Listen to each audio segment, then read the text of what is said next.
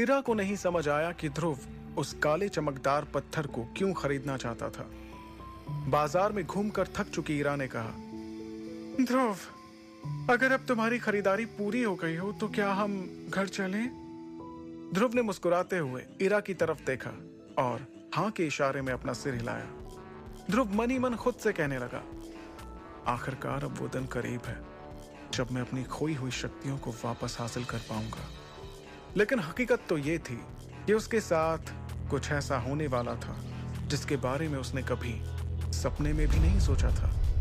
कुछ ही देर में ध्रुव और इरा शौर्य महल पहुंच गए। इरा के अपने कमरे में जाने के बाद ध्रुव सबसे ऊपर बने अपने कमरे में चला गया। उसने दरवाजा बंद करके अपनी अंगूठी की तरफ देखते हुए जोश के साथ कहा, आचार्य, देखो, मैं वो सब कुछ लेकर आ गया जो आपने मुझसे लाने को कहा था।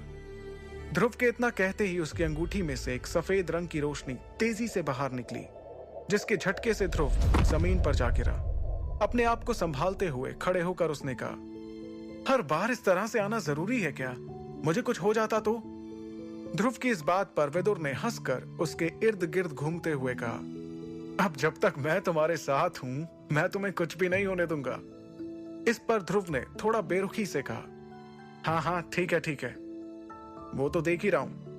पहले तो खुद ही मुझे चोट पहुंचाते हो और फिर खुद ही कहते हो कि मैं तुम्हें कुछ नहीं होने दूंगा। फिर अगले ही पल ध्रुव ने अपने बेड के सामने रखी टेबल पर सारा सामान रख दिया और पूरे जोश में कहा, ये देखो, आपने जो जो सामान लाने को बोला था, मैं वो सब कुछ लेकर आ गया हूं।